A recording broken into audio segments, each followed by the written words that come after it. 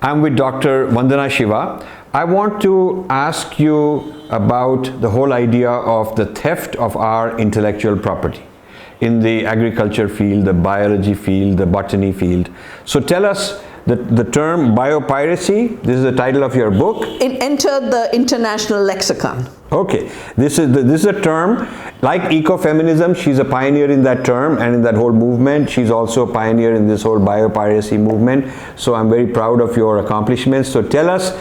I have used the term digestion, which means कि वो हमको हम खा पी कर वो हड़प कर लेते हैं, they digest it, हजम कर लेते हैं. Means they take what is useful to their DNA, which is a different DNA, and they kind of break us down into little parts and they reassemble it into their DNA and make it part of their property.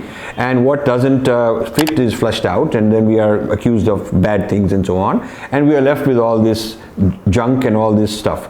So that's digestion. But in the context of digestion, yeah. That is biopiracy. It's the same thing as digestion, but in the context. So tell us about it. So basically what happened was I'd done my book on the Green Revolution after the eruption of violence in Punjab to understand why was the most prosperous state an angry state now. And I was invited to a meeting in 1987 on the emergence of the new technologies in Geneva. And it was a small group, UN officials, some of us scientists who were looking at these issues, and representatives of what I call the poison cartel. These are the companies that worked in Hitler's labs. You have pioneered DuPont, BASF, Syngenta, Dow, Monsanto, of course, a big one. I have visited Auschwitz. That's the hat. In Poland, which was the German concentration camp. I have seen where they have these big boilers, these big ovens to take human beings and burn them, burn bodies and gas them and all that. The industrialization of Holocaust. I have seen that with my own eyes. And the guide always points out, read the company's name, Bayer. It's Bayer, maker of aspirin. Yes. So now it's like, we're selling you aspirin. And Rajiv, heroin. Wow. They had a patent on this. They were the originals who made heroin. And the name comes from feeling heroic. Okay. After all, when you go take a drug, you feel heroic. Holocaust, industry, heroin, and now drugs of other categories. And now doing what to the crops? Basically saying, oh, now there's recombinant DNA. You remember the scientists who developed recombinant DNA had said we'll put a moratorium on this, a self-imposed moratorium, because we don't know what the implications are. But now the tools were known. You see, we can use the tools, pretend we are creating new life. So I joke and say for them it became GMO means God move over. And GMO means? God move over, because we are now the creators. Okay. We are the creators of life. The new God. Yeah. So we will now define ourselves as the inventor of seed. We will compel farmers to buy seed from us every year. They will have to pay us royalty, a new kind of lagan. But it's not enough to do it in the US and Europe, because we are very small compared to the agricultural markets of the South. So we've got to have an international law. And we are convincing the US government to bring this into the GATT and WTO. So that's how I woke up to TRIPS, the trade-related intellectual property rights. I started to monitor GATT, and I started to work with our farmers. I came back and dropped everything else, Rajiv, and said, now I will only save seeds. I will save seeds and the knowledge of the seed. And I'll save the knowledge of the seed and the freedom of the seed and the freedom of the farmer to save and exchange seed, which were being criminalized. We worked with Parliament and we worked with our government to ensure that our law ensures that we do not live through the illusion that seed is an invention of a corporation. Our law 3J says it excludes from patentability, or because a patent is an invention, plants and animals in the whole or any part thereof other than microorganisms, but including seeds, varieties and species, and essentially biological processes for production and propagation of plants and animals. We were successful in keeping our civilizational ethic in our laws, in our IPR laws. Indian laws. In our Indian laws. Right. But at that time, 6 other countries, Brazil, Mexico, Argentina, also had clauses for similar kind. Right. Monsanto's been trying to attack this law. They lost in the High Court recently. They're still challenging. They're still trying in India. Interestingly, the latest argument, because now their arguments that we've invented the seed don't work, they collected illegal royalties from the Indian companies. All the work was done by Indian companies. They just collect the royalty. We've become the Shudras. Yes. They're doing all the dirty work. I say this all the time in IT.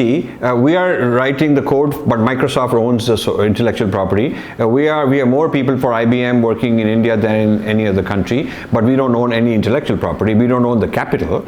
So we are the Shudras. It's like some poor villagers from an Indian village, come to Delhi and they build a mansion for a rich man, and back home they are celebrated as they are working in Delhi. They're working with this modern stuff, but they don't own anything. They're just migrant workers. It's labor arbitrage, because labor in one place is expensive, labor in another place is cheap, so the cheap people get to do the work and they make a little more. But the capital, the means of production and the capital have nothing to do with these guys. They are going to go on to the next job. So this is also happening in biology. More seriously here, because the worst that happens to a Shudra in Silicon Valley of India in Bangalore is you don't earn as much as you would have if you were working directly in the US. Right. Here, the Shudra, the farmer, who was the original source of seed, Right. ends his life because of indebtedness. Here it becomes a life and death issue. Farmer suicide. 300,000. Now if you look at where did the suicides begin, they're in the cotton belt. 95% of the cotton seed was monopolized by Monsanto in a very rapid period. In those days I had cases against them in 99 because they had entered illegally, violating every law of biosafety. Those cases are still going on. 85% of the suicides, if you take the National Bureau of Crime records and their data on farmer suicides and map it according to state, the maximum are in the cotton growing areas where 95% is Monsanto's control, right, with a fake claim to patent. Right. We've managed to protect our laws. They're still challenging it. They've lost on the argument, God move over. The creator is still around. But now they're saying life move over. Their latest argument, they got up in the court, in the Supreme Court, and said, Your Honor, the seed is merely an empty container and carrier to carry the miraculous chemical we have created, which is the toxic Bt gene. I said, a beej ko bhi maar diya. So when Monsanto and the others, the poison cartel, started to work with the US government to write the intellectual property agreements, it began really with a sly entry on counterfeit goods. But before you knew it, they wanted to own life. We managed to get exemptions there. We managed to get sui generis there. Most important issue is Monsanto is on record saying, we were the patient, diagnostician, and physician all in one. We define ourselves as a patient because we said farmers are saving seed, so we are sick because we don't make enough profit. We were the diagnostician because we gave the advice saving seeds is a crime. That's the intellectual property they wanted, which we prevented. And third, they were the doctor forcing these laws all over the world. Now, I decided that day I'm going to save seeds. So we created 120 community seed banks. I'm going to monitor everything in the GATT and the WTO. So when the Dunkel draft text of the GATT was leaked with the actual clause, I traveled the country. I talked to peasants, to tribals. We built a huge movement. 500,000 peasants gathered in Bangalore to say, this treaty is a wrong treaty for a country with small peasants. We are a very large number of small peasants. Every fourth living farmer is an Indian farmer. And that's what they want. And we are the biggest source of biodiversity. Now, having made anything patentable, basically, I could foresee, this was written before actual piracy happened. So I basically said, this is like Columbus went with a letter patent from Queen Isabel and King Ferdinand, and they had been given the power to co-own any territory in the world that was not Christian, right, by one pope. Right. So one pope, a king and a queen, and one thief. That's called the doctrine of Christian discovery. No, but the letter patent was the open letter with which he could go and claim any land. Give him the authority. That gave him the Whatever authority. you discover is ours. Is ours. Yeah. Is ours. Yeah. So it exterminated 90% of the First Nations of the Americas. That colonial conquest reduced the population to 10%. I call the patent regime that the toxic cartel wants as the second coming of Columbus. The difference is they are the Columbuses, they are the kings and the queens, and they are the Pope. They're all in one. Very interesting. You know? Very interesting. Now, when I wrote this, I went through the science of why life cannot be treated as an invention, because it's self-organized complex systems in constant evolution. In scientific language, we're now calling it autopoietic. But we've had to fight 3 cases of actual piracy. In 84, in 84, I started a Neem campaign after the Bhopal disaster. So we don't need to kill people with these poisons. We have the Neem. Started a campaign. 10 years later, I find Neem is patented. Patented by American company. A company with the US Department of Agriculture at the time, when they were telling us government should get out of business, they were marrying business. Right. The Terminator patent is jointly owned by the USDA. Right. Delta and Pine Land now bought up by Monsanto. So Neem, 11 years I had to fight it. And I remember, this is interesting for you. I'm sitting in the European Patent Office. We also sent the objection to the American Patent Office, but in America they said, what's your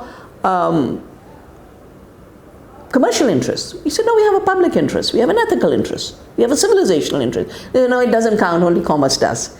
But in the European Patent Office, the lawyers of the American government and Grace pointing to me, objecting to the case, and pointing to me like that, in very colonial, imperial attitude. She can't be here. And the judge said, why not? Because she's not European. They also dismiss me on one ground or another. Who do I speak for? Yeah. Do I have this credential? Do I have that credential? I'm not qualified. I mean, this is a standard technique of a very racist kind to, rather than looking at the merits of the argument, attacking the person on some excuse such that you could be disqualified from being present and being able to speak. 11 years we fought, and the biggest superpower of the world and one of the biggest chemical companies, we defeated them just through solidarity. So she won the case on Neem. On Neem, where they were patenting, making it their property because they suddenly discovered there's value in it. And it's the best control properties. So this is a heroic accomplishment. Now, you also had some role in the basmati. Yeah, the basmati, and I'm from Dehradun, and our basmati was invented by a Texas company called Rice Tech. They just put tech behind anything and steal anything in the name, digest everything, as you say. We fought that case. I fought it in the courts in India, but I also went to the US and mobilized people in Texas. We mobilized a campaign. This was before internet days, before all of that. I remember that. And we had postcards that said to the US Patent and Trademark Office, if you don't knock out this patent, we'll have to rename you the US Piracy and Theft Office. That takes some courage. And finally, as you know, the Western industrial breeding has left so much gluten allergy in the population. Every third person has gluten allergy, celiac disease. So Monsanto found that the Indian wheats do not contribute to gluten allergy. So this was in the European Patent Office. I marched off again, and the chief of the patent office walks out in the snow and shakes my hand. So good to see you back, Dr. Shiva. I said, you should be ashamed of yourself that I have to come back, because by now you should have put biopiracy to an end. Right. But we've managed through our work to not only defeat particular cases, we've exposed 9,000 biopiracy cases. Indian knowledge is taken because it's got some unique properties which they don't have, and they want to take our knowledge, recharacterized, digested, as I would say, trademarked, patented, turned into their property. That's one fight. Not only did they take it and digest it, they generate a permanent lagan and royalty system where those from whom they've stolen become payers of royalty. That's why the Indian peasant is indebted. That's why we are back in the British days. I was reading in one of the documents, a colonizer at the time of, the first colonization, saying, we came to India with a gun in one hand and a yardstick in the other. And it's still the same. They have no idea what the wheat is, but all they do is do lots and lots of DNA charts in an application. They have no idea which part of the DNA does what. Thousands and thousands of biopiracy patterns, climate resilient genes. We've challenged them on that because we have flood tolerant rices. We have salt tolerant rices. Bill Gates is pretending he's having it invented. I have taken on the Gates Foundation face to face. I would like you, after this is done, give me what I can use as a public outreach of your work against the big foundations, the big corporate things, and I'll make campaigns out of it. I promise that, because when we're talking about decolonization, it's not just some Max Miller wrote something. We're talking, this is the real stuff. It's about life and death. This is the real stuff we have to decolonize. Yeah. It's and freedom of the mind, the freedom to live. It's as foundational as that. Yes. Thank you for watching. You can subscribe here and also hit the bell icon to make sure you get notified. To donate, please click this button.